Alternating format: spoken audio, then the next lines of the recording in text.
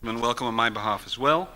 And just a very brief introduction. We'll touch on the books of Rick Moody and maybe on some biographical facts further on in our discussion. I will only tell you that he was born in 1961, that he grew up in Connecticut, received his higher education at Brown and Columbia universities, and worked in publishing and taught fiction writing at Bennington, I believe. And at the moment he's a full-time writer.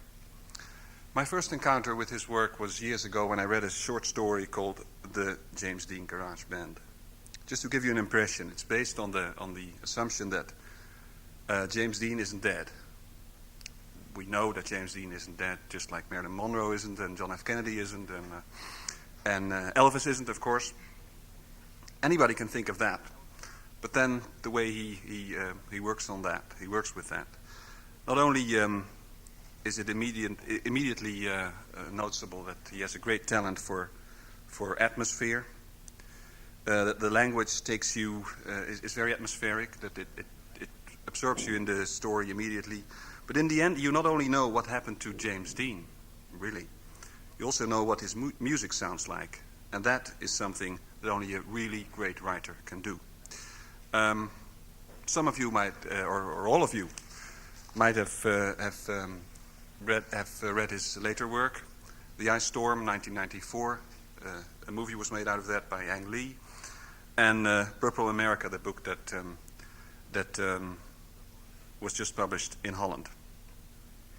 Rick will read, I think, a part of the opening chapter of Purple America, just to get you into the mood, and then we'll talk about that. Please.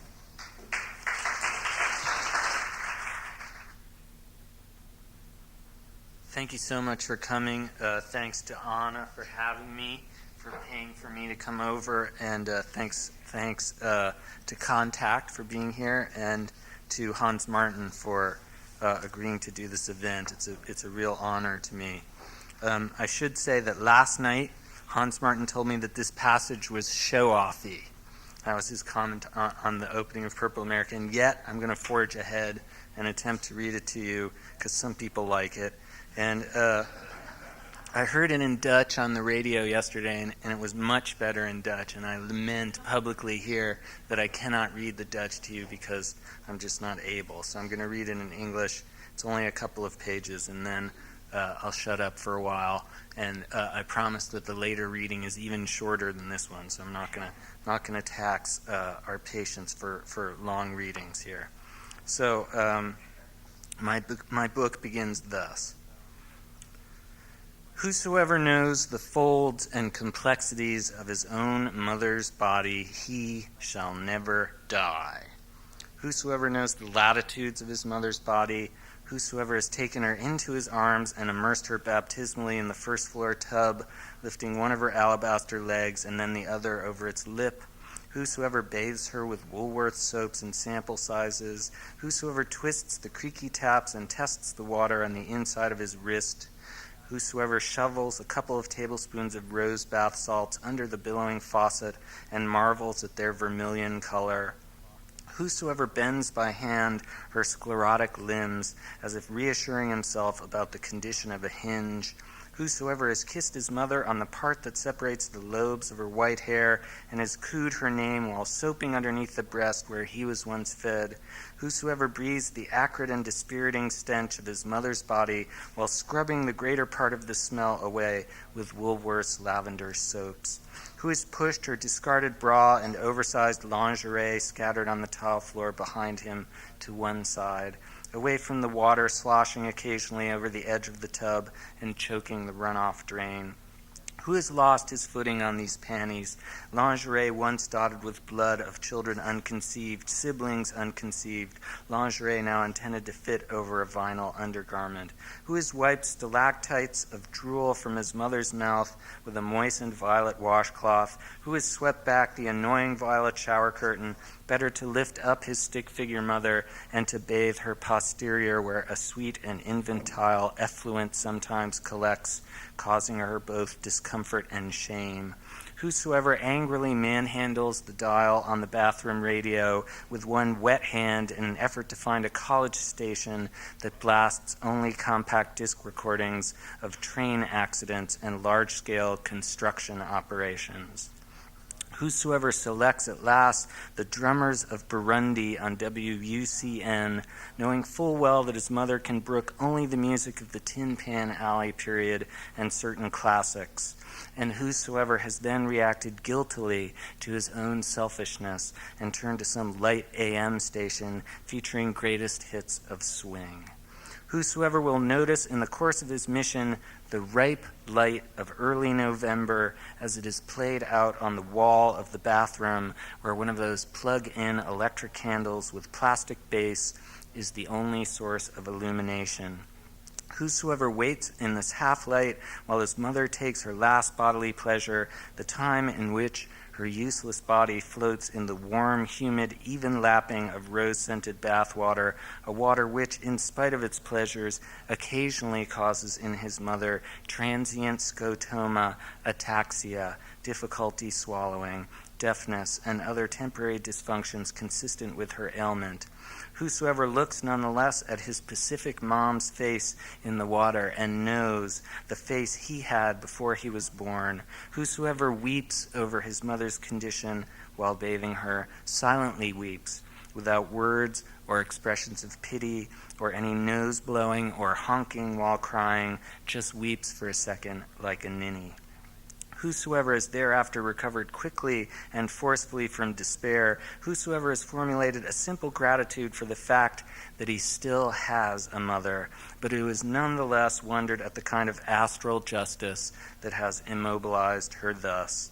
Whosoever has then wished that the bath was over already so that he could go and drink too much at a local bar, a bar where he will encounter the citizens of this, his hometown, a bar where he will see his cronies from high school, those who never left, those who have stayed to become civic boosters, those who have sent kids to the same day school they themselves attended 30 years before, whosoever has looked at his watch and yawned while wondering how long he has to let his mother soak, whosoever soaps his mother a second time to be sure that every cranny is disinfected, that every particle of dirt, every speck of grime is eliminated, whosoever steps into a draining tub to hoist his mother from it as if he were hoisting a drenched parachute from a stream bed, whosoever has balanced her on the closed toilet seat so that he might dry her with a towel of decadent thickness, whosoever has sniffed lightly, undetectably, the surface of her skin as he dries her, whosoever has refused to put his mother's spectacles on her face just now,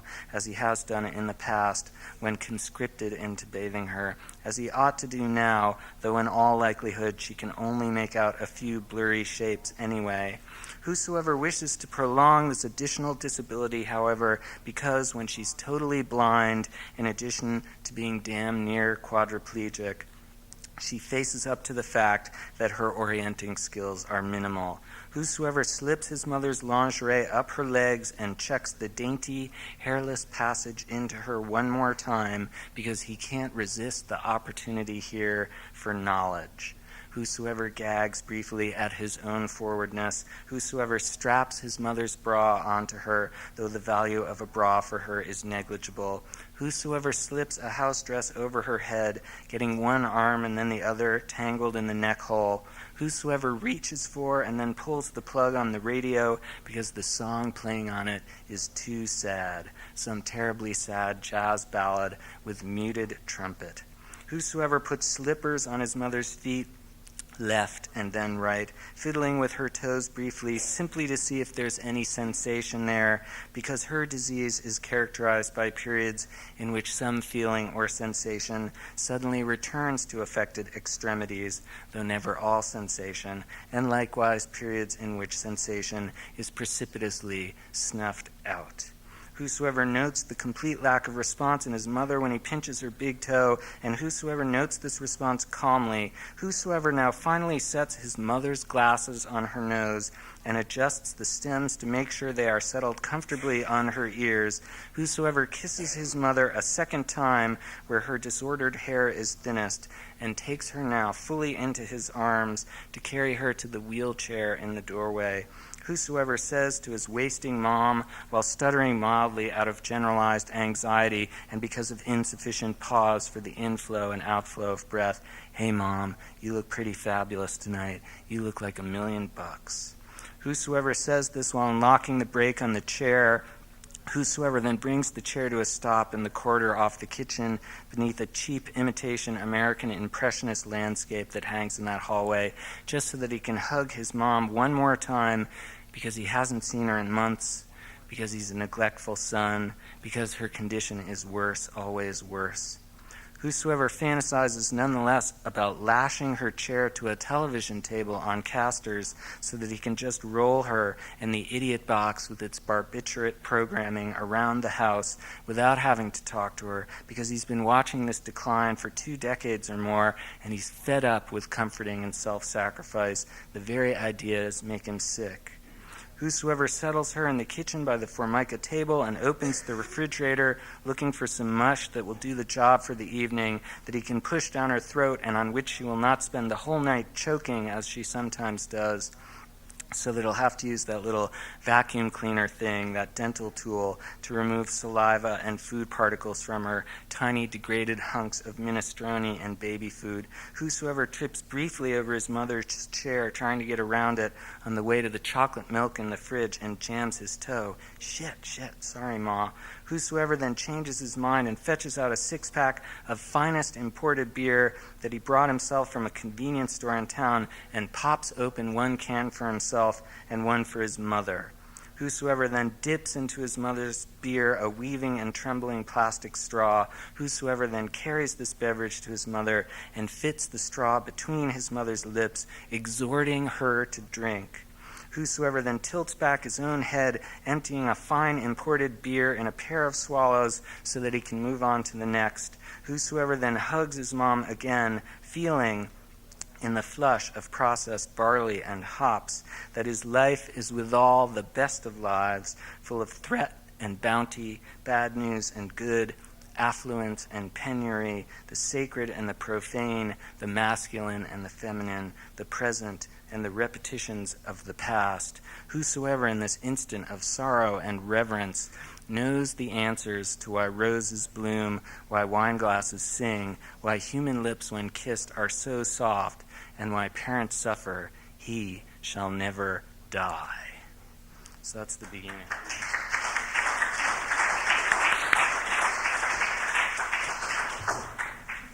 Sit down. Let me get one thing straight.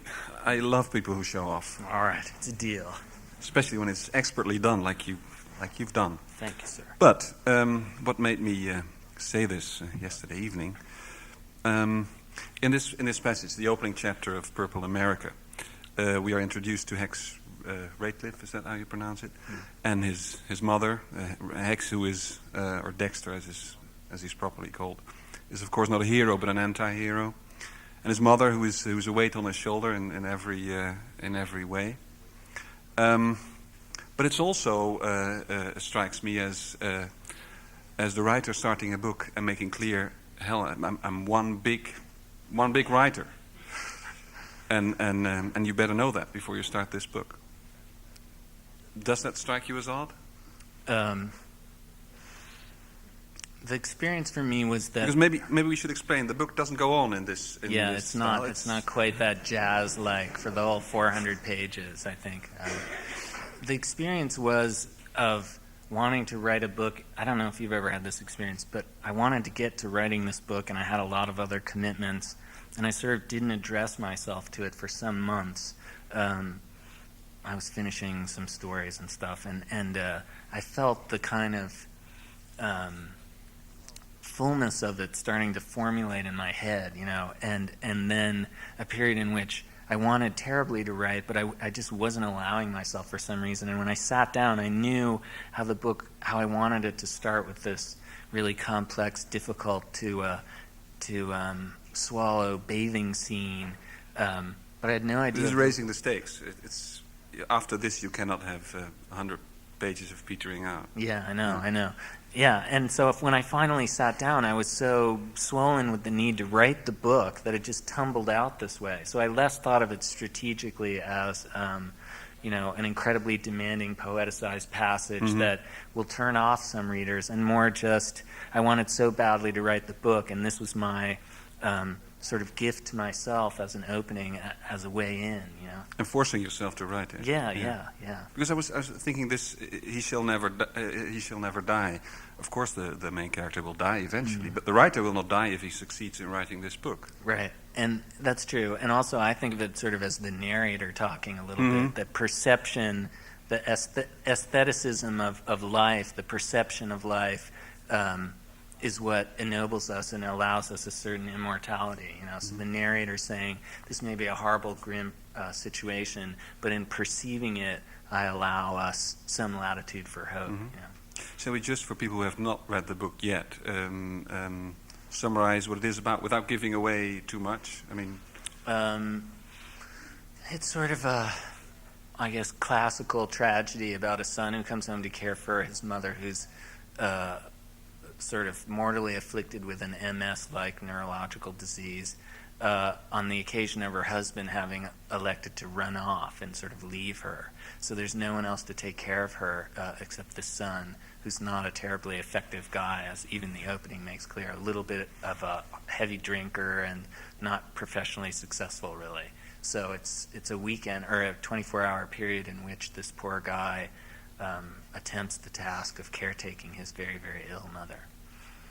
Yes, and it's also very funny. Yeah, it is, actually. Yeah. So this was actually the first passage you wrote. It was. And when you started, did you have in mind how it would go further? Were you already aware of the last chapter? I knew the last chapter, Yeah? but I didn't really know what came in between. Sort of for me, I feel like if I plot it too rigorously at the outset, then I don't really want to do my job. It just becomes pushing characters around in a room a little bit, and I kind of hate that. So I allow myself the leeway to imagine as I go, to improvise a little bit. Sometimes I get the impression that you are putting obstacles in your main character's way, just to see how they will get around them or over them, and that's also a difficulty for the writer, because you have anti-heroes. You have this Louis, the stepfather of Dexter, right. who runs away from his invalid wife, which is not a very sympathetic thing to do. Yeah. And even for him, you feel sympathy in the end. I mean, these are hard tricks to perform. Yeah, I mean... Is that the way you think about it when you conceive the book? Not exactly. I'm going to make it really difficult? Well, the difficulty makes it more interesting. I heard the American novelist I really liked when I was younger is this writer called William Gaddis, a sort of big, heavy writer of experimental comic novels. And one time I heard him say that he wrote his books the way he wrote them to avoid boredom. And a little bit that's been the predicament. Like, I can only sort of get myself excited if there's a little bit of difficulty, even though the book might be simpler and less demanding if I were to approach it with having thought these things through more carefully at the outset. Mm-hmm. If I say your goal is to absolve them, to make them sympathetic in the end, is that... Yeah, absolutely. Yeah? To take people who might superficially look unsympathetic, as the term is widely used by book reviewers, and to horrible even. I mean. Induce you as readers to feel love and even extend grace towards these people by the end of the book. That's the project. Yeah, it's a recurrent theme in I think in all your books. In the end, you like or love or well, at least understand everybody, but it's also evident that they cannot live together. You're very consequent in painting a grim picture of the American family. Is that your big theme? The way I've been thinking about it recently is that it might be a grim portrait of the traditional nuclear family as it's argued by sort of sociologists and so forth, but that my argument is that families that violate that sort of nucleic form, the mother and father and 2.5 children, as we say in the United States.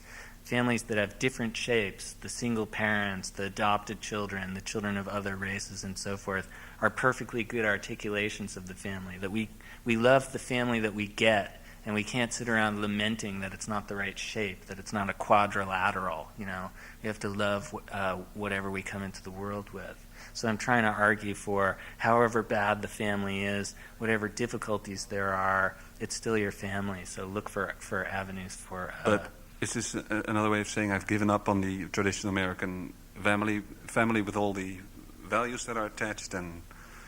no, there are other people who are acting as boosters. Try to for see that light family. on the other side of the tunnel, or Yeah, I'm just leaving that task of loving that family to other people, and I'm going to be the guy who loves these families. Righto.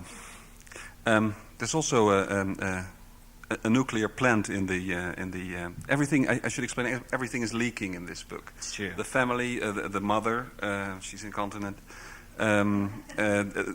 Dexter's car. Right. And in the end, even a nuclear power plant. Was that nuclear plant that was... Yeah, that was the operating pun. Pun intended. Yeah. Oh, totally. Yeah, I understand a little bit that this term nuclear family doesn't exist in a specific way in the Dutch language, but we talk a lot in America about this nuclear family, and everybody's always trying to protect it. So in my book, this nuclear family is specifically nuclear. The stepfather works at the nuclear power plant, and Hex's father was once involved in the American nuclear weapons program. So it's truly a nuclear family, and it explodes just like nucleuses explode at the end. Everybody flies off in a different direction. So I assume you had a very happy childhood in suburban Connecticut. It was fine. It was actually fine. When I wrote this book, everybody said, "Is your mother okay?" That was the first question everywhere I went. And the sad truth is that she's very vigorous, and The sad truth is, did you just say that? Yeah. Well, I mean, for those people looking for specific autobiographical parallels in this book, I hate to inform you. Well, we're relieved. Yeah. But I was referring to your youth. You grew up in suburbia and In Connecticut. in Connecticut. Yeah. When did you decide to become a writer? I sort of wrote all along. Both my parents were really ardent readers, and my father was a American literature major in college, and so there were books everywhere, And I found early, when I was sort of 10, 11, 12, that I was messing around with wanting to tell stories, and just kept going from there. I started a novel in 6th grade, but I only wrote a half a page. And that became the pattern for about 8 years, But I Until you were... in my later teens, Yeah. I finished a very bad novel, But I always wanted to do it. But as I was telling you last night, I really wanted to be a writer more than I wanted to write for a lot of that time. I just wanted that kind of great writerly persona. And then eventually I actually Come over to Amsterdam and... Yeah, exactly. That sort of... Exactly. But then I started actually doing the work, which is quite a bit different than wanting to be one, I think. And that gave you a hard time? It's more difficult than just wanting to be one, yeah. In the preface to the new edition to Garden State, which I think just came out last year, huh? This is my very bad first novel. I urge It's you actually to quite make a good. different choice later if you're wanting to buy books. Anyway, it has a great preface. In this new preface to this book, you're being very frank about the period you seriously started writing. It's a period of great inner turmoil and alcohol and drugs. Is there a relation? Was this because you wanted to be a writer, or did the book come out of? Was that necessary? Was it necessary to go through all that to write the book? First you wanted to be a writer and you couldn't write, and then... I think that would presuppose that my difficulties were in some way choices and not genetically predisposed bad habits that I fell into and couldn't get out of, which would be my view, that I got into trouble that many people in my family had gotten into before me, and it was just it's the obverse of good writing. And they didn't become writers. No, they didn't. And my experience is that alcohol is the absolute enemy of good prose. the American writers who became horrible alcoholics wrote all their worst books at that time. That really clarity is a great, great gift to a writer. So I improved dramatically, I think, when those problems were when behind you stopped me. drinking. Yeah, absolutely. In this book, which actually is worthwhile reading, I liked it very much. It's a coming of age novel. Absolutely. And a lot of writers have to write that sort of book before what you consider really starting on your other work. There is alcohol and drugs, etc. There's also a lot of music. And I read somewhere in an interview with you, music taught me a lot of whatever I know about prose, about the way prose should sound. Is there a close connection for you between music and literature? Oh, absolutely. I mean, I would say that the prevailing tendency in writing these days is to write cinematically, that almost all our novels are really written by people who are acute observers of things. And that's something that can get you a long way. But for me, really, the model was always to want to listen and to hear people's voices and how they talk and the way they articulate what they think. And so the kinds of writers that I've loved often in my life have turned out to be also musicians. Joyce, of course, was a great tenor, and Thomas Bernhard, the Austrian writer whom I really love, was a composer early in his career. So I think often that writers who have an affinity for music or who begin as musicians bring a different attitude to the prose. They're always thinking about how a sentence sounds, and they're not rushing through the sentence to talk about how things look a little bit. So it was a really important model for me. Do you have the experience sometimes that you already know the rhythm, the cadence of a sentence, and then you only have to fill in the words? Yeah, sometimes, yeah. And I've also occasionally, not often, but written paragraphs that are meant to exactly mimic saxophone solos. Nobody will ever know except me, but I've just taken, John Coltrane doing something and written a sentence that just sounds exactly like the solo in terms of cadence, and then plug in any words in order to make the paragraph. Do you listen to music while writing? Or? I do, yeah. So, are there, for the 4 books you published so far, are they connected with different kinds of music? Yeah, a little bit. For instance, Garden State, what kind of music? I was a kid, so that was the real rock and roll book, of course. The Feelies and... Yeah, and Husker Du and stuff like that. Mm-hmm. And the short stories? Well, that was kind of a sort of liminal state. I was on my way to feeling that I couldn't write if lyrics were playing in the background. And then that's when I got to Purple America. I started listening to jazz and classical music and experimental music, really. How about the Ice Storm? The Ice Storm... a lot of bad 70s music that we grew up with. In fact, it's true that I had this kind of superstition with the Ice Storm that I should only listen to music that was available to my characters. So I had Rhino Records' best top hits of 1973 that I would play a lot.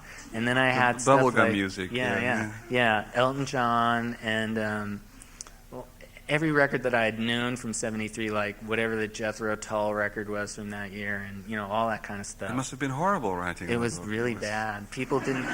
Nobody wanted to be in my house while I was writing it. Yeah. You just said that this first you said jazz was in my mind when writing Purple America. Yeah. This first chapter that sounds like a jazz solo. Is it connected with a certain record, or? No, it sort of happened on its own, really. But it's the model of jazz, and like we were talking about last night, a little bit the model of the American beats. I could never be a beat because my first drafts are far too sloppy, really, to do that. But the immediacy that's conveyed by the Kerouac, Burroughs, Ginsberg model is something that I've always aspired to, even though I can never get it. So in a way, the sprung, incantory sound of that chapter is meant to use jazz and beat writing as a ideal to try and approach in some way. A lot of writers confess to really being failed musicians. Are you one of those? Yeah. Did you play in a band? I did play in a band, several bands, in fact. And you realized that was not where your talent was? Yeah, I'm not a terribly relaxed performer or anything, and What was your instrument? I started with keyboards, and then I sort of self-taught myself the guitar and learned and played guitar, which I still play quite badly, you know. But And you still perform? I have performed recently. Hans Maarten here is using inside knowledge, but it's true that I did perform this year one time. Yeah.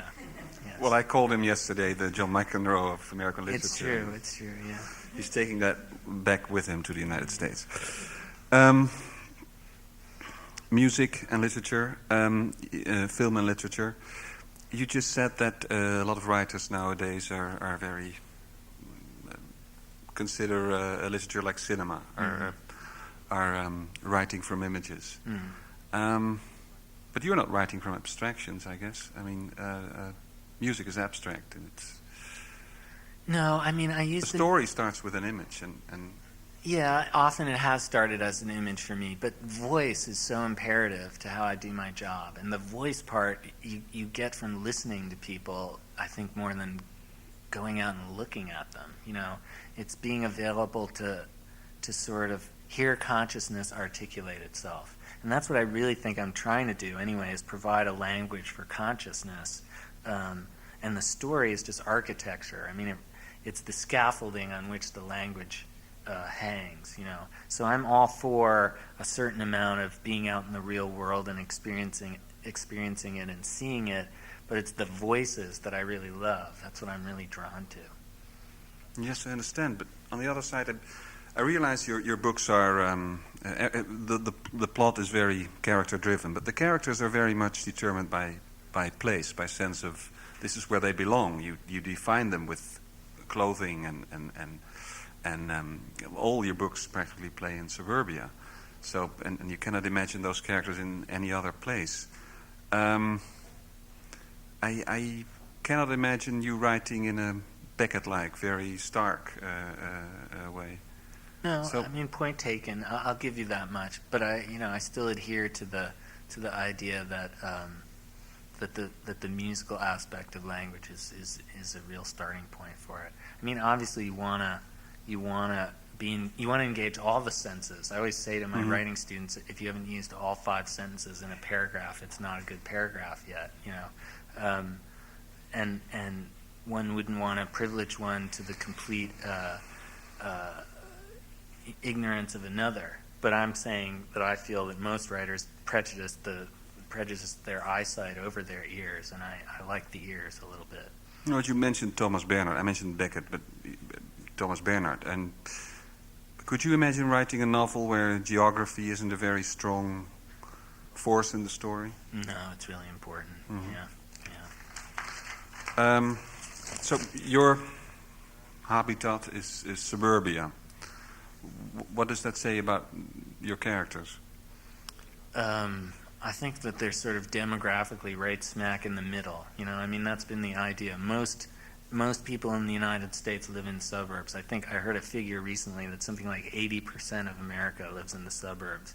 And so it's an area that many people are familiar with. And it's even an area, I think, to some extent, that's cross-cultural, that there are always these little enclaves outside of the cities that we rely on to be sort of safe and secure and good places to raise families and educate our kids, you know. So it's a... Are we being cynical here? Or No, not at all. I mean, this is just the facts, you know. I don't have kids, so I'm not in a situation where I need to move there, but I can understand... But you will, if you ever... Perhaps. My brother recently moved to a suburb in Connecticut where I grew up, so, you know, it does happen. I just think it's a really good place to talk about everything we need to say about It does happen. family. That's how you define tragedy. You're pushing me to take a position here that I don't want to take. I think it's just a great place to make dramas, you know, and many people can understand that environment and identify with that environment. So that's part of and also I did experience it as a kid, so it's a place that I know about and I can write about with authority, and I think that's a good place to start. But was, for instance, the ice storm appreciated in suburban Connecticut? No, it was loathed. In fact, I have a fellow Tell citizen. us about the A reactions. fellow citizen of my hometown is here in the room tonight, I believe. They didn't really pay much attention to the book, but when the movie came out, the town where it was set was really outraged. And, there was a lot of... there are two towns that I lived in Connecticut, New Canaan and this other town, Darien. And This is New Canaan. What? yeah, the ice storm is set in New Canaan, and the movie and the book turn on a kind of festival of extramarital adventuring that takes place in this town. And when the film came out, the New Canaan town fathers, as one, said, "This happened in Darien." And the Darien town fathers. They didn't respond yet, so yeah. Are they all lined up for a part in the movie? Or? No, well, they were. Was it actually filmed there? It was filmed in New Canaan, yeah. They were all for it until everybody read the script, and then they got kind of nervous about it. And then contracts were already signed, or? Mm-hmm. Yeah. How did you like the film? I like the film pretty well. I think it's a great movie as movie, and that Ang Lee's a really tremendous filmmaker. But one can't but have a little protective yearning for the parts of the book that got excised in the film process. And those are inevitably the thoughts of characters. Well, that goes first. Yeah. You know, I mean, what fiction does for me that's most exciting is render interior states, and the interior states are something that cinema has never been able to handle well. And point of view, it can't handle well at all. It's relentlessly third person, except for those wobbly shots of the monster coming up out of the lagoon and seeing the teenager. That's the only time it's ever first person. It's always third person. And so we lose that dexterity of point of view that you get with fiction. So that's absolutely, you sign the option agreement and that goes out the window right away. Can you imagine Purple America as a film, as a movie? Well, There's a lot of drama in it. Yeah, I think it'd be even comedy. Yeah, I think it'd be a real actor's movie. If I were an actor, I would love to try and perform Purple America, but it would certainly be a demanding film, to say the least, and I'm not sure it would be to everyone's tastes at all. For instance, this opening... This section. Yeah, right. Yeah, right. it would be hard to put into... Yeah. If you compare the Ice Storm to Purple America, what is the biggest difference for you? Oh, language. I mean, I think I got a lot better just as a writer in the 5 years between the two books. There was a short story collection between the two, and it was in that book, really, that I suddenly felt like I had found my voice, as they say in America. I had found kind of the way to approach prose that I can do that nobody else really wants to do or can do, And so when I got to this book, Purple America, I felt like a novelist knowing what he's doing, hitting his stride, And the Ice Storm, however much I am fond of it, was me figuring out how to use that form. But this sounds almost as if there's an absolute standard for Rick Moody prose, and now you've finally reached it. And these were only initial stages, the other books. But that's how I feel. Yeah? But probably I'll you will feel that about the next book? Right. I'll revise the deadline with each book and kind of... I have sort of these Stalinist purges of my early work. You don't see them as separate entities, as books that every one of them needed its own style. It's a progress for you. Well, I do see them that way. They each raised particular aesthetic problems, and I tried to do my best in solving the aesthetic problems. But I also feel like I got better at my job as I went on. In what way could you? Well, I understood story better. I didn't really. This is a very technical thing you're talking about. I got better as a craftsman. Yeah, absolutely. I didn't understand story at all until after the Ice Storm, and but then I felt like I really did know how to tell a story by the time I got to this book. Could you say, well, maybe this is asking too much and letting us have a look in the kitchen, but that you made mistakes in the Ice Storm that you avoided in Purple America? Not mistakes. I just felt like it was... Or clumsy... I don't know. I haven't read it in a long time, but when I think back on it... Try it. You might like it. When I think back on it, I feel like it's it's uncertain about what goes into a novel, and it takes a while to wind up, and it doesn't fall neatly into the unities of time and place in which it's confined, and I felt a lot easier about all that stuff later. Let me suggest something. Is it also true that the novel was more ambitious? Purple America is more ambitious in the sense that you wrote about more things that you didn't know about from personal experience? Certainly, absolutely, and it's exciting. Like nuclear power plants, or yeah, it's exciting to get to that point when you feel like you've written through your personal experience and you aren't cannibalizing it for your work, and you can really imagine. So imagination becomes a much more potent resource for doing what you do. That for me was a really liberating, exciting moment in my process. So you actually did research for Purple America? Tons of research, yeah. In what fields? Well, I read about nuclear physics for about a year and a half, everything I could get my hands on. And unfortunately, I can't do the math, so I couldn't read the really specialized textbooks and stuff, but I would read as much lay writing on physics as I could handle. And then I did quite a bit of research on neurological disorders and how neurology works and so forth. And if you talk about the, let's say, the emotional content of books, is it a step further as well? No. You have been accused at times, although you say or suggest almost that you were clumsy when you started and didn't really know what, as a very technically accomplished writer in your first works of fiction, and I think I read somewhere that you said, well, now I'm trying to put more emotion in there. Yeah.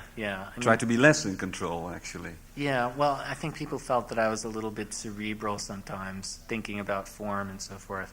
And I wanted Purple America's, in English we say that a prose work is excessive if we call it purple. That is sort of too effusive emotionally. And I wanted to err on the side of being effusive and really passionate in the way opera sometimes is, really grandiose emotionally, because I wanted the writing to be that much more exciting to me in the process, because I was that emotionally engaged in it. Do you agree with the idea that really great writing is always on the verge of turning into kitsch? You mentioned opera, which for me is a genre that's almost over the top every time. Yeah. Its best moments are also the worst. Right. Yeah, I mean, that's what I like about it a little bit. And, yeah, I can sign on to the hypothesis. I think it's good, in a way that high art and the Rococo are right next door to each other in a certain way. Is this why you like the translation of the title in Dutch? Exactly. Yeah, I think that, can you pronounce it for me? Amerikaans barok. Yeah. That the use of the word baroque is really good and really approaches what Purple tries to do in the English title. Yeah. Purple is not referring to bruises and the sky after nuclear explosion. No, it is that too. It's meant to really have that kind of polysemus. Also sort of gothic. We have talked about the beginning of Purple America. Let's talk about the end for a moment. The ice storm ends with the sentence, "You're stuck." So,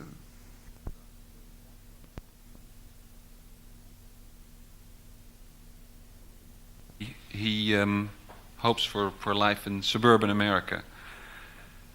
What does that say? Is that ending the book on an optimistic note after everything although it's a voice from the past? I should explain that Dexter's father was involved in a part of the American nuclear project called the Bikini Tests. It was after the war, and we dropped some test bombs on this atoll in the Pacific called the Bikini Islands, and vaporized some of them. And it's a particularly gruesome chapter in the national military past. And in this book, there were 2 tests. There was Abel and Baker in the bikini tests. And Baker was so successful that they scrapped Charlie.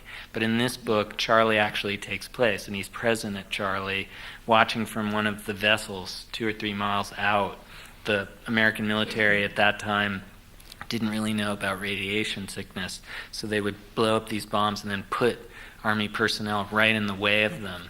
So he was several miles out and saw the blast, and is so upset by it that he vows to drop out of the profession and sort of flee back to his wife, to whom he's already married. But the language he uses at the end is he says, I want a daughter or a son. Will you be my partner in all these crimes? It's slightly differently translated in the Dutch. I think it says, will you be my accomplice?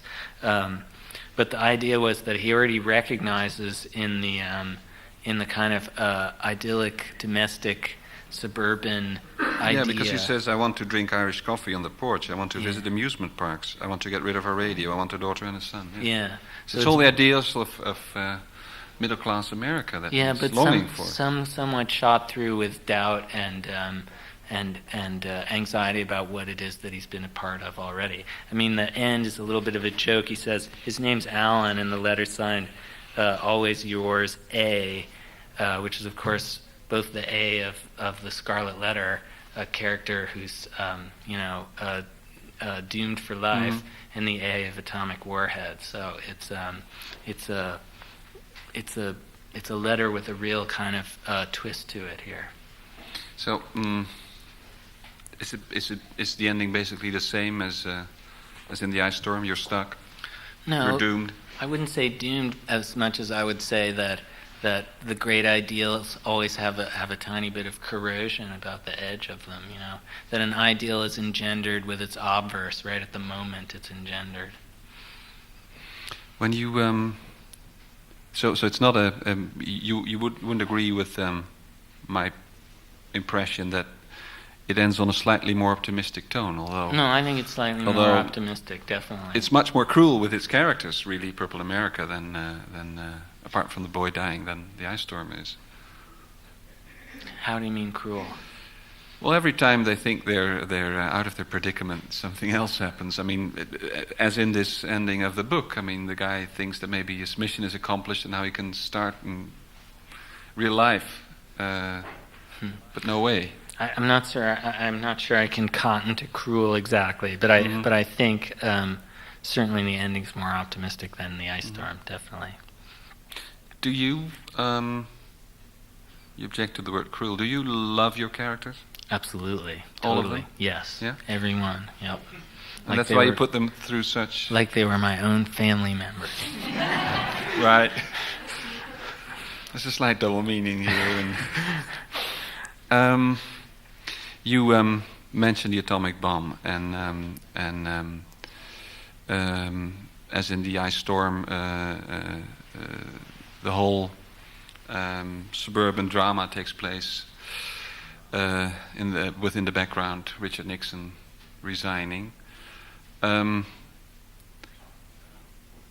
you want to give a political comment in your books as well? Is that an objective? Or? I would like to have a political point of view, certainly, and my feeling is that in the American novel right now, there's a tendency to be as politically unengaged as possible. And while I'm not good yet, I hope to get better at it, at sort of managing to have dissent in my book in a way and be an artist at the same time. These books attempt to have feelings about public policy sort of in the background and subliminal in a way. So it happens that I'm somewhat anti-nuclear, ardently anti-nuclear, and that informed Purple America. But I hope Purple America doesn't look like a tract against nuclear power, because I don't think that makes for good novels or good art, particularly. It doesn't. It's ambiguous about it, as good art should be. But, yeah. but you are making a conscious effort to put political points of view in your books. Yeah, I am. I'm trying. Yeah. And this is the progress that we refer to. This is one of your your aims in the future too. Yeah, absolutely. You're saying that that's not very fashionable at the moment? Very unfashionable. I noticed that Philip Roth will have a book out later this year called The Holy Stain. Yeah. About the Monica About Lewinsky Clinton. affair. Yeah. Although The Holy Stain, it's a great title. I would argue that Roth, in a way, is not really, is no longer a model for my contemporaries. You know, that he's an older writer who we like and look at, but we feel like we're at the peak of our powers and we're generating the terms of the debate really right now. So now you have to mention names. Who are we? No. I don't think I will. I mean, I don't want to leave anybody out, and I don't want to seem... No, but nobody will know. I mean, you're in Amsterdam. No, I don't think it's right, really. Could you mention a few writers you feel close to, you think that are engaged in the same kind of project that you... Richard Powers, I quite admire. Jeff Eugenides, I like very much. There's a slightly older writer called Lydia Davis. She's in her early 50s. Brilliant translator also, whom I admire immensely. I like some things about David Foster Wallace's work quite a bit. Is that enough? I don't know. It's up to you. That is enough for you? Yeah. And you say that these writers, or among these writers, you think there's not a big political or... there is a little bit among that crowd. But not an urge to write about it. Not writing about politics in the same way that I think we did it in the 60s and 70s, you know, when the novel was more taken up with trying to redress difficulties, social difficulties in some way. And I'd like to say I don't think that the novel should only be at the service of that, but that it's something it can do. You know? Was this element of Purple America picked up in criticism in the United States? No, I think people mostly thought about it in terms of style and the structure of the book, and emotionally whether or not it was satisfying. They didn't look at it in the public policy light. And you think that's regrettable, or? You know, I have no opinion on how people take the books. That's up to them. When I finish the book, it'd be nice if everybody really liked it, but I really feel that I've turned it over, and readers should respond in the way they want. That's what makes reading exciting, is that the reader feels free, he or she, to deal with the text as he or she likes. Okay. I would like to further go into future projects and maybe the United States in the 21st century, but I don't know how we're doing on time. I don't have a watch. I noticed one sorry thing. Not all of the books have been sold, but maybe there will be an opportunity to catch up on that after our program. Well, welcome back. As I said before, we'll talk briefly about future plans. And then I will give you the opportunity to ask questions to Mr. Moody. If there are not many questions, then the evening will end before 10 o'clock. If there are, it might get a little later. As promised, Rick Moody will read a new story, to end our program.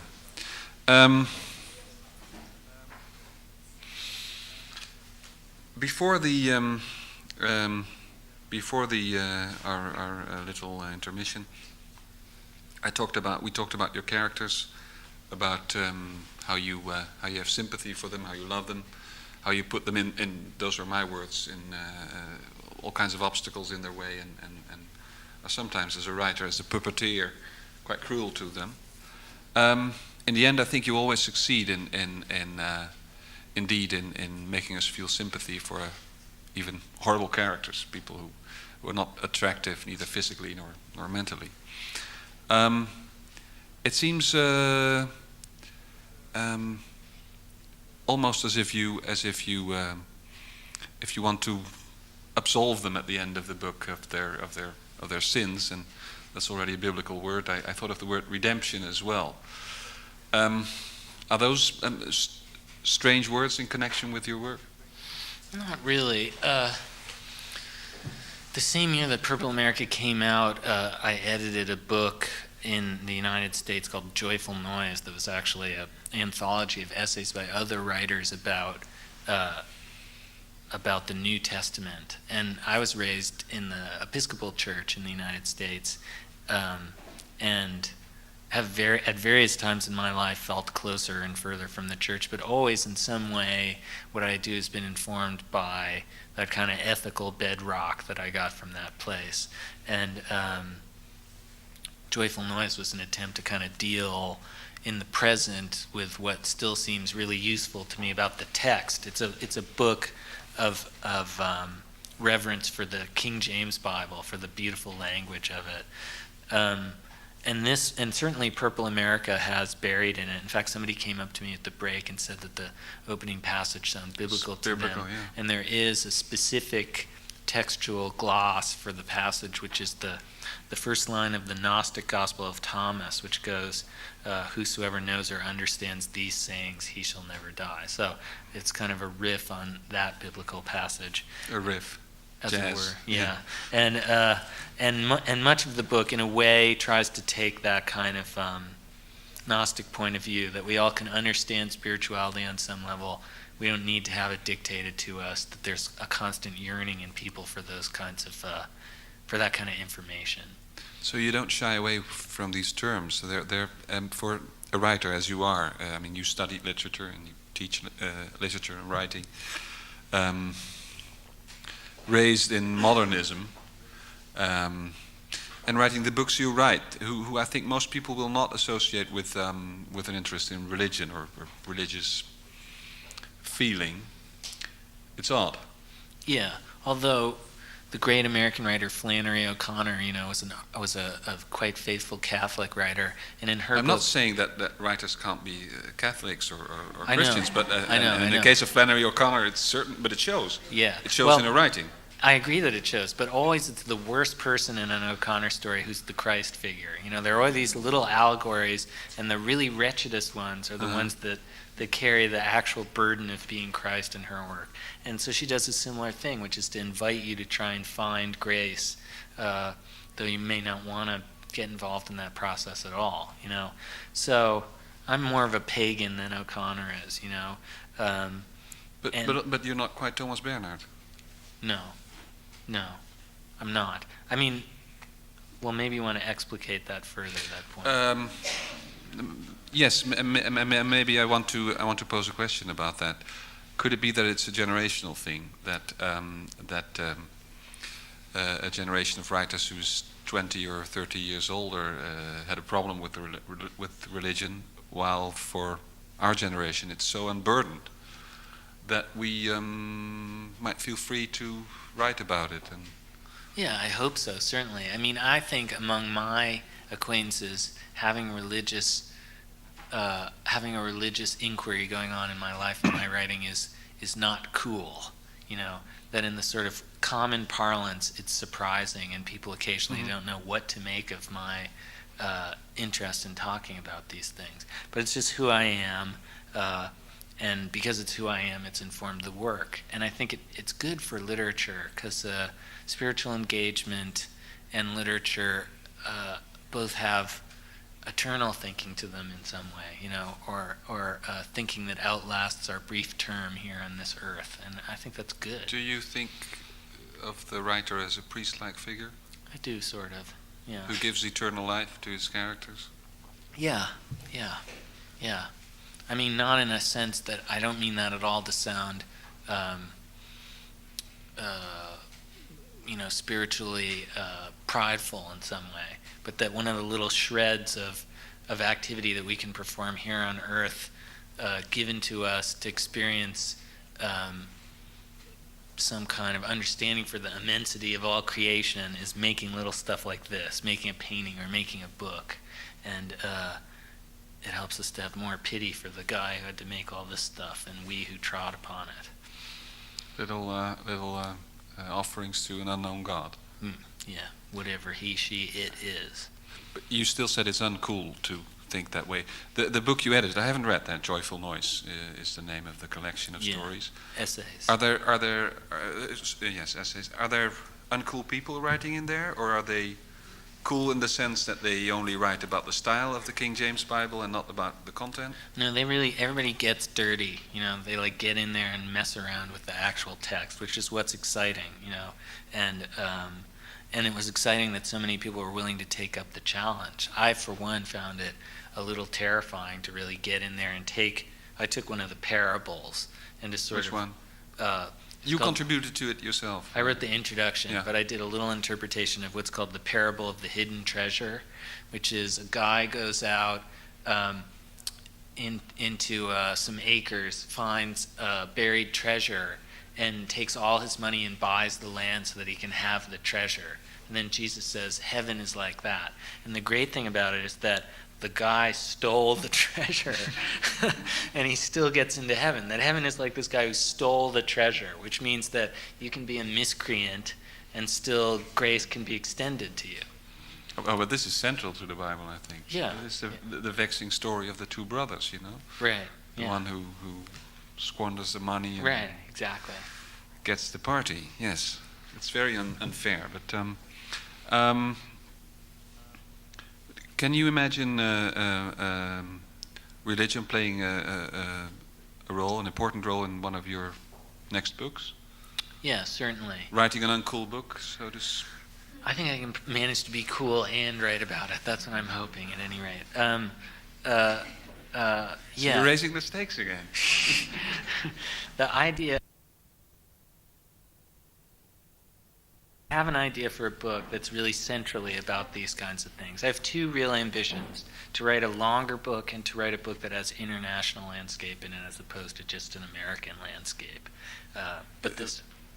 There's no such thing as an international landscape. What do you mean? That all landscapes are local. Well, I agree, but in the sense that more than one country would appear incidentally in the book, that it would have a broader ambition in terms of depicting characters from other nationalities and ethnicities and so forth. Are you actually working on one of these projects? No, the book I'm working on is actually, I just finished a book of stories, of which I'm going to read one. But I've been working on a nonfiction book, a sort of a genealogical memoir book. But this It's about your family. about my family going back to the 18th century. Yeah, yeah. One shouldn't talk about projects unfinished, but since we're in Amsterdam, and maybe you can tell us something about it. I mean, I had a relative in the United States who came. He was the son of a guy who came to the Massachusetts Bay Colony in the 17th century. He was a congregational minister called Joseph Moody, and he shot and killed his best friend when he was 8 or 9 accidentally, and then felt such remorse later in life that he went about in the town wearing a veil all the time. And he was called the Reverend Handkerchief Moody after that. I can understand why you want to make this a non-fiction book, because it sounds like fiction. Yeah, I know, it's crazy. And the thing Completely was, unbelievable. I know, my grandfather used to say to me when I was a kid, "You're related to a guy who shot someone and wore a veil," and it just seemed crazy to me. That family articulates itself by sort of finding these originary myths, these mythologies, the same way cultures do, iterating a history, making up a past in order to say who we are. So my family feels like it's the place where you wear veils all the time, So that's the idea of the book, to kind of trace the family. So how are you going to go about writing this book? I mean, would it be a lot of research and then in the form of an essay, your thoughts about it, or very factual? It's sort of like an intellectual spy novel, I think, sort of going back in time and trying to really locate the guy and resurrect as much history of him as I can, which I've done. I have the whole story put together of his life and so forth. And then, but with me as the perceiver of this narrative, the modern, logical outcome of this whole family of people who mythologize such a guy. So how does this fit in with your idea about family, about the nuclear family that doesn't exist anymore or has lost its sense, and you're even trying to expand it into history. Yeah, I agree. I mean, I think that it's a similar narrative in that a family of basically happy, functional people can nonetheless point to an origin, to the origin of their family as being this deeply disturbed, very unhappy Puritan minister guy. So it again says the dream of family, the dream of union that we experience in family, always has like a little sort of dark underside to it. If we talk about generations in literature, and maybe this is pushing the point a little too far, but it might be interesting. You might say maybe it's about time we stop fragmenting things, and that's what religion does, bring things together. And so why prove again that something was missing in the family or something was wrong? Why do you want to write that? I don't know the answer to that, except that I do, in a way, and the fact that I do and that it's a deep production of my own personality means that it's material that I have to work with in some way, and just honor the need, I mean, sometimes it's better to try to make books that conform with what you think literature ought to do, but then somewhere along the line, the pragmatic need of the writer just to excavate takes over, and you end up with a book that's a compromise between your intention and yourself in some way. And then the veil, of course, is a very symbolical thing. I mean, almost too much. Well, it has a rich literary history. In fact, Handkerchief Moody ended up being the point of origin for a Hawthorne story called The Minister's Black Veil. So at the same time as it's a true story, it's also already been fictionalized and mythologized by Hawthorne, sort of the godfather of American Gothic fiction. Yeah, apropos nothing, you change hairstyle with every book. It's good to be able to travel unknown in a crowd. Okay, and it worked here because everyone believes I wear glasses and stuff. I know. Yeah. I was trying to unveil you. Yeah. We even didn't recognize each other. No. Yeah. You stood on one side, and I stood there. I couldn't recognize. There's something there, that's obvious. And you're working on or thinking about a big fiction project too. Is that very far away in the future? Or? Well, it'll have to be because the Veil book's not done yet. Yeah. So. I dare ask because before the other part of the evening, you spoke so confidently or full of purpose about your career as a writer, different stages, always aiming for something better and higher. Is there an end to that? Is there a sort of dreamlike utopian novel that you will once write and now just only dream about? Or that you will probably never write, but I think of it in the progress, not perfection kind of school. I just want to do better with each book, and I've left a decent body of work when I'm done, And perfection is dead. Well, I mean, I just don't expect that I'll ever really get to that point, because if I did, I'd stop writing immediately. I'd be so happy of having achieved perfection. Yeah. And you'll die. Okay, Let's throw it open. Yeah. I'll I answer want to, any question. I'm not shy, so. Are you sure of what you're saying? Definitely. Well, this is a challenge. Rick Moody will answer any question, no matter how... I say that just so that you'll feel free to come up to the microphone, because often we feel shy. When I'm on this side of the audience, of the room with you guys, I feel shy to come up to the microphone. Do you ever ask a question in a meeting like this? Sometimes, sure. So, feel invited. Yes, I have a question. You were talking about sound and music and how writers should actually listen and put it into the dialogue. Now, what I wonder about is why you don't use dialogue then?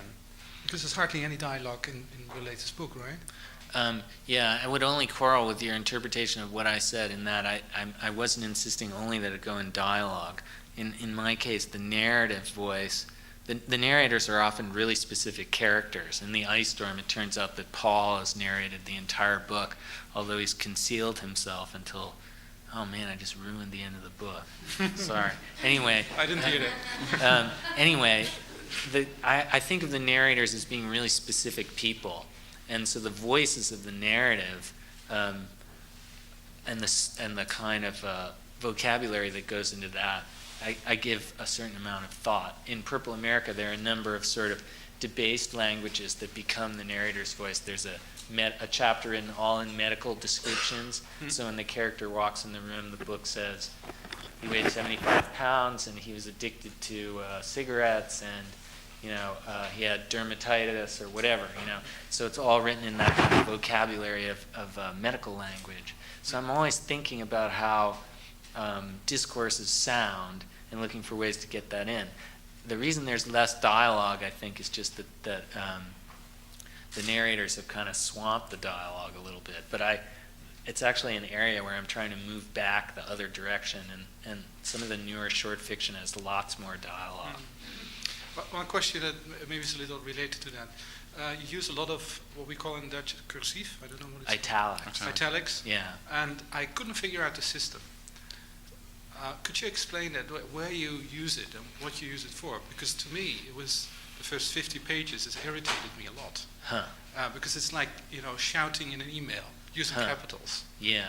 But then you're saying later in the book you got comfortable with it. Yes. But I couldn't figure out the system. I mean. The problem is that there are several systems, and it becomes confusing for people. But you still know how they function? Yeah. Is it possible to explain it in a simple way? I think I can try. I try repeatedly, and I get more muddled each time. But there are a number of reasons to use italics. One, and I'll try and use them in decreased order of inevitability here. One reason is to stress a word. So if you say it was a beautiful day and you italicize the beautiful, maybe you don't really mean it was a beautiful day. Another way that they're used in this book is for dialogue in interior monologues. So if a narrator's narrating some interior monologue and he remembers that his mother said, "Have a beautiful day," italicize the entire sentence. But then there's another way, which is that I'm trying to use italics as a different register of consciousness a little bit, which is a way that, for example, Cotton Mather, the 18th century Puritan preacher, used it, which is that whenever he wanted to sort of bump the audience into a different spot out of the kind of plane of the work, he would italicize. So if you were like a water bug on the surface of the pond, you never get to experience what's above or below you, really, because you just live your life on that pond, The italics in the book are like the wave that swamps the water bug, so that it has to either think up or down in a certain way, So it moves you into a different register, and then hopefully you emerge back onto the surface of the pond unscathed. About that dialogue thing, isn't it also true that novelists, that it's almost a different art writing dialogue? Absolutely, yeah. And sometimes as a novelist you feel like cheating putting in dialogue. I mean, it goes very fast, you fill the pages at an incredible speed. Right. And you feel like, what am I doing here? I should synthesize this and make sense of it instead of just... Right. Or either you're a very good playwright and you can pull it off. There's that famous Nabokov comment where he said, "Sometimes I open a book and if I see too much white on the page, I just throw it aside." And that was sort of the tradition that I came out of, so I wanted to make it look like this. No white on the page at all, More questions, please. Well, I had a little bit of trouble with the characters and what happened to them in Purple America. In the ice storm, I could really follow, the disaster that happened, and they all came to life, families and the persons picturing in it. But with Purple America, there happens so much things that you can hardly imagine that it really happened, that you don't believe it anymore. So I don't know, you want to stretch the reader into something which he doesn't believe anymore? Is that, or do you still want us to think this could really have happened? How about that Oedipus trilogy? This guy, he sleeps with his mother and then he learns about it 10 years later and he feels really bad, and so he puts his eyes out. Not sure it would really happen, So in a way, it's the idea of the Greek tragedy that's underlying all of this. When you take drama, you have to push the character into a situation he or she has never been in before, and drive them behave in a way they would never behave. So this is a book that tries to take that idea of drama and sort of swamp the book. And really, it's not totally believable in the linear, normal sense of the word. It's a tiny bit irreal, but in the service. But then neither is Handkerchief Moody. I mean. Yeah, he's not believable, and he's totally true. Yeah. It's like a tragic comedy. Yeah, hopefully. That's exactly what I imagine. Yeah.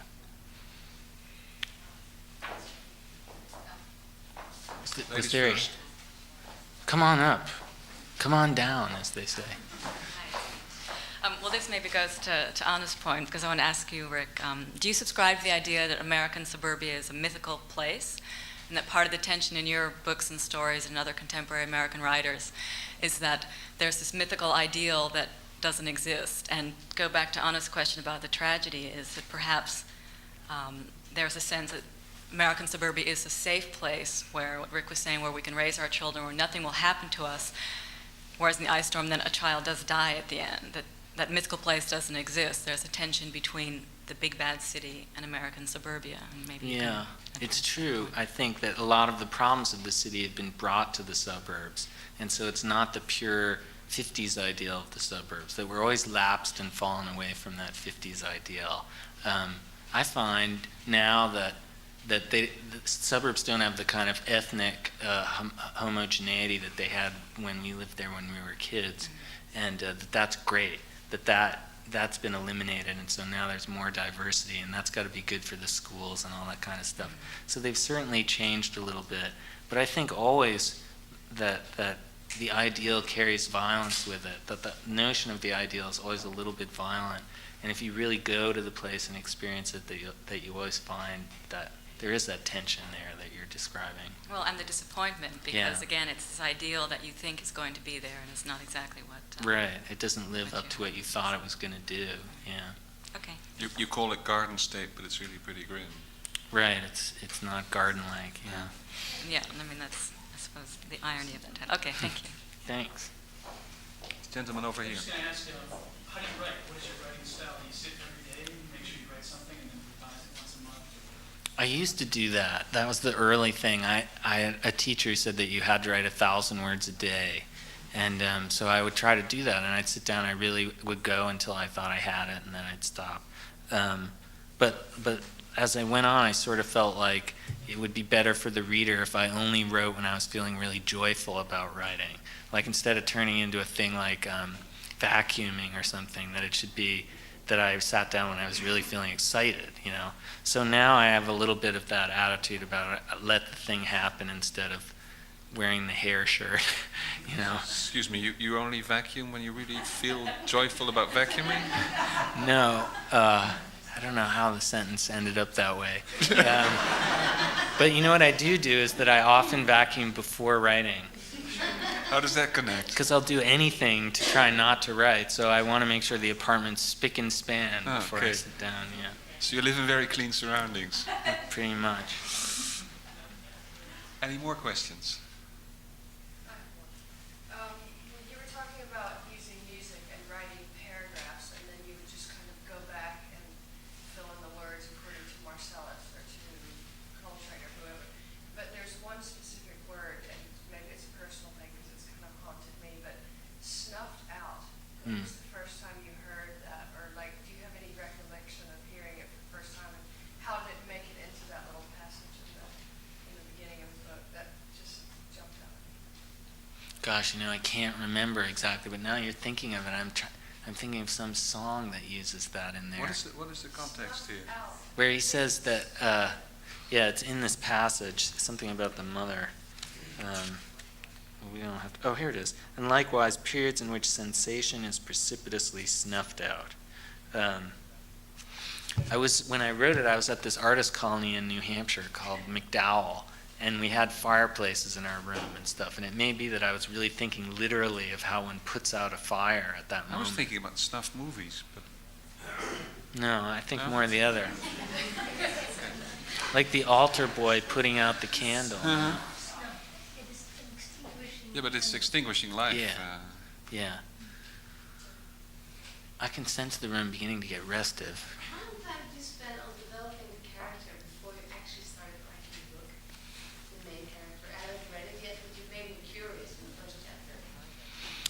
Part of that goes to how long you sort of sit around and think about these things before you really do them. And it turns out that more and more I recognize that the time I'm not writing, often I'm really laboriously working these things out in my head, trying to live with these people a little bit, and sometimes that can take months. It was really like a year after I got the idea for Purple America that I finally started writing it and wrote that scene that I read.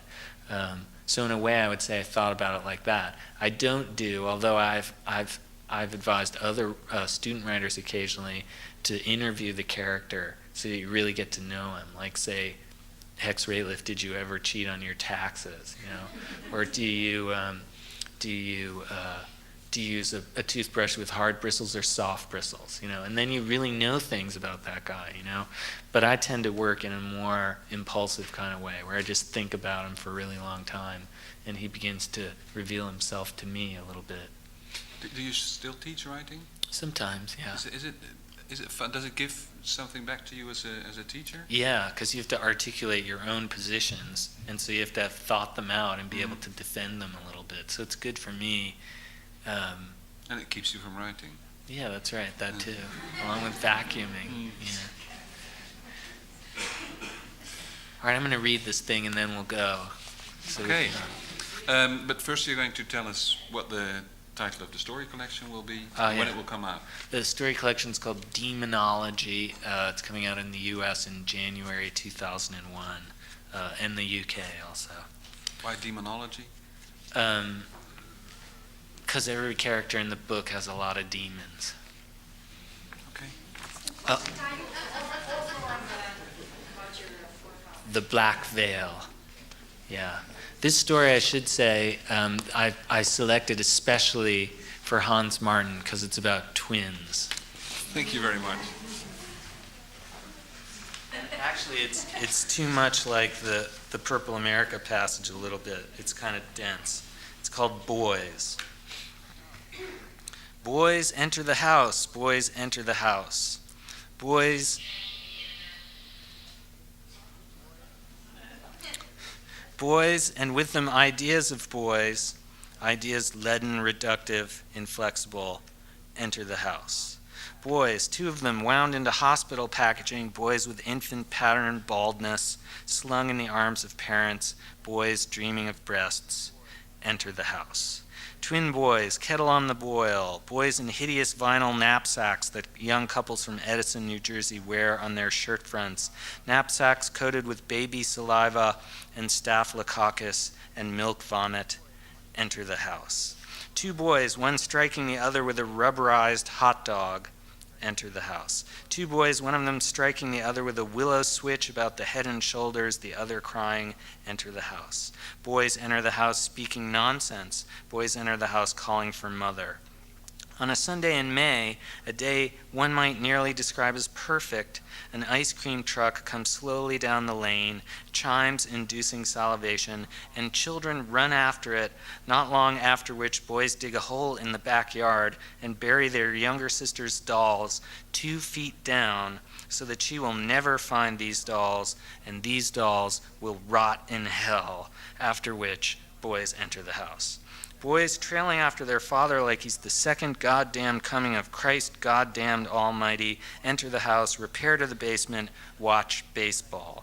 Boys enter the house, site of devastation, repair immediately to the kitchen where they mix lighter fluid, vanilla pudding, drain opening lye, balsamic vinegar, blue food coloring, calamine lotion, cottage cheese, ants, a plastic lizard that one of them received in his Christmas stocking, leftover mashed potatoes, Spam, frozen lima beans, and chocolate syrup in a medium-sized saucepan, and heat over low flame until thick.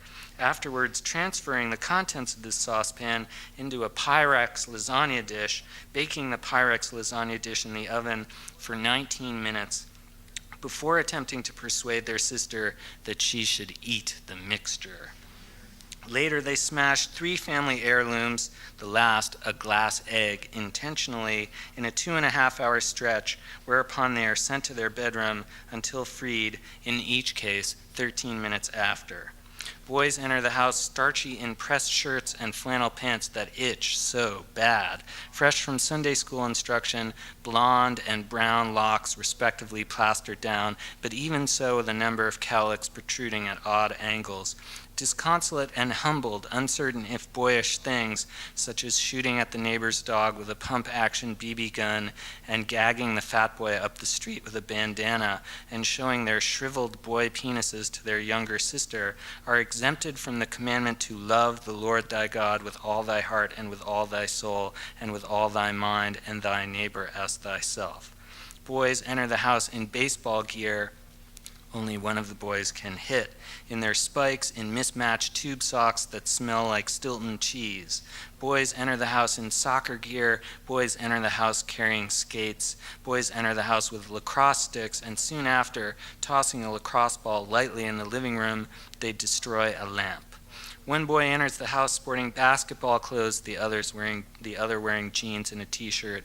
One boy enters the house bleeding profusely and is taken out to get stitches. The other one watches. Boys enter the house at the end of term carrying report cards, sneak around the house like spies of foreign nationality, looking for a place to hide the report cards for the time being, under a toaster, in a medicine cabinet. One boy with a black eye enters the house, one boy without.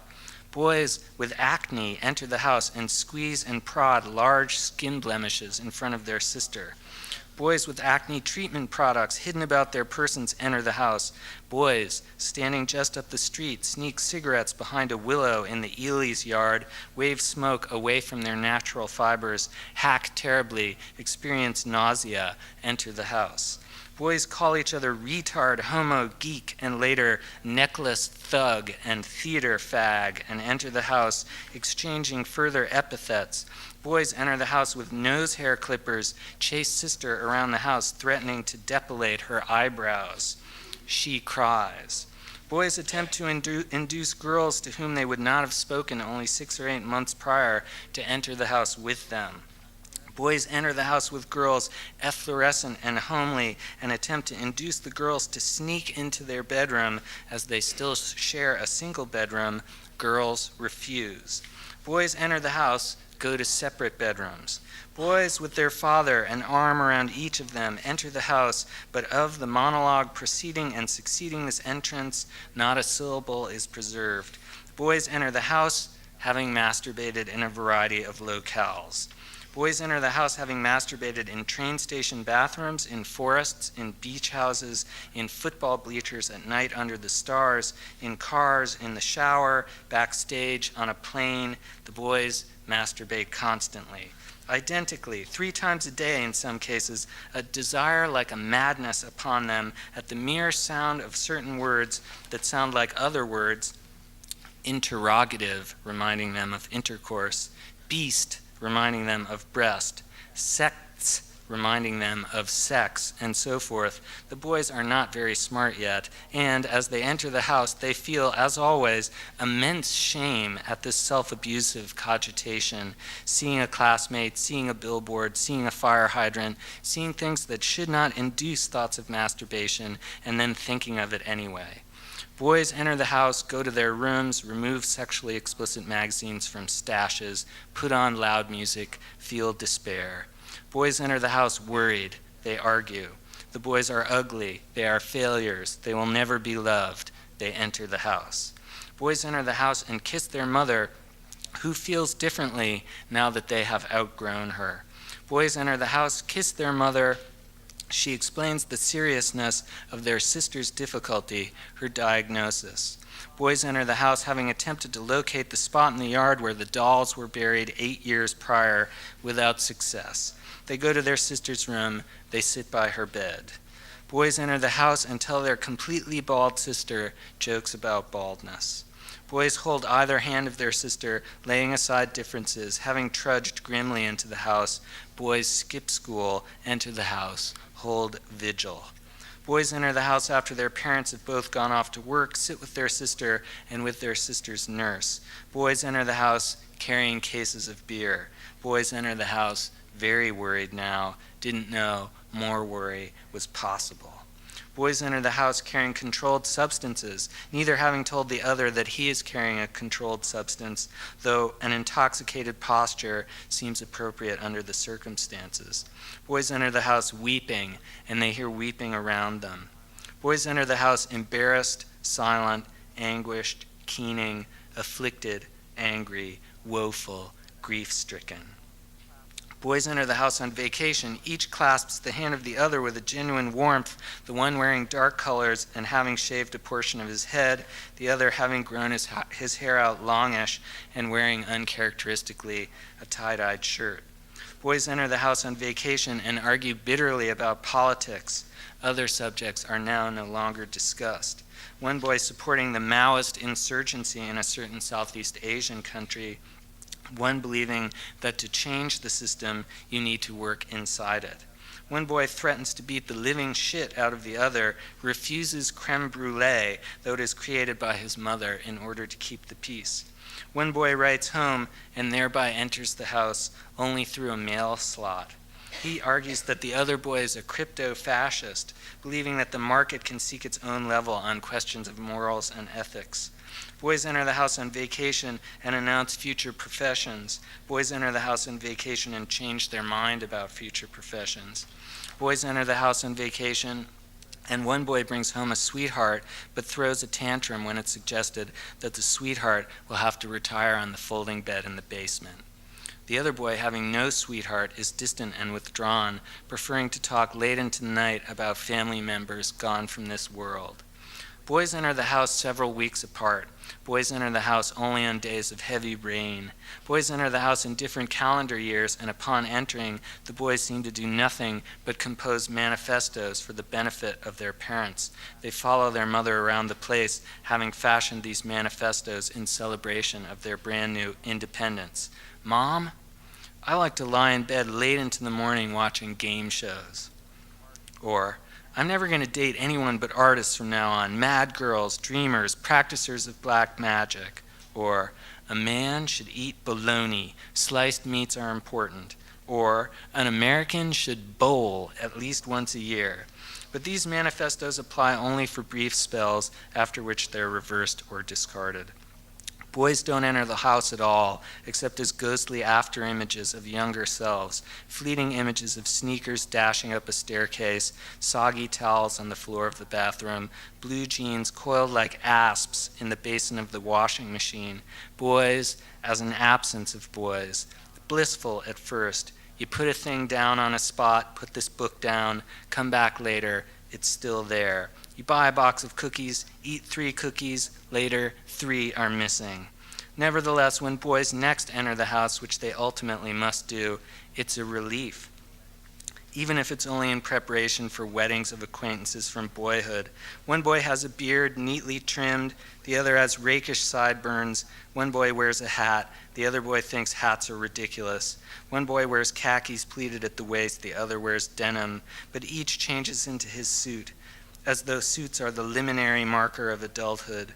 Boys enter the house after the wedding, and they are slapping each other on the back and yelling at anyone who will listen, "It's a party."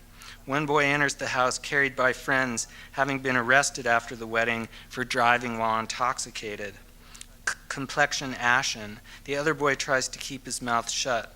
The car is on its side in a ditch. The car has the top half of a tree broken over it. The car has struck another car, which has in turn struck a third. Everyone will have seen. One boy misses his brother horribly, misses the past, misses a time worth being nostalgic over, a time that never existed, back when they set their sister's playhouse on fire. The other boy avoids all mention of that time. Each of them is once the boy who enters the house alone, missing the other. Each is devoted and callous. Each plays his part on the telephone over the course of months. Boys enter the house with fishing gear according to prearranged date and time, arguing about whether to use lures or live bait in order to meet their father for the fishing adventure, after which boys enter the house again almost immediately with live bait, having settled the question. Boys boast of having caught fish in the past, though no fish has ever been caught. Remember when the blues were really biting? Boys enter the house carrying their father, slumped. Happens so fast. Boys rush into the house, leading EMTs to the couch in the living room where the body lies. Boys enter the house, boys enter the house, boys enter the house. Boys hold open the threshold, awesome threshold that has welcomed them when they haven't been able to welcome themselves, that threshold which welcomed them when they had to be taken in. Here's its tarnished knocker, here its euphonious bell, here's where the boys had to sand the door down because it never hung right in the frame.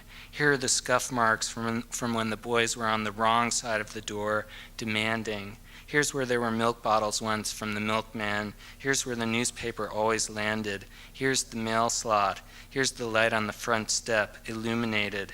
Here's where the boys are standing as that beloved man is carried out. Boys, no longer boys, exit. Thanks.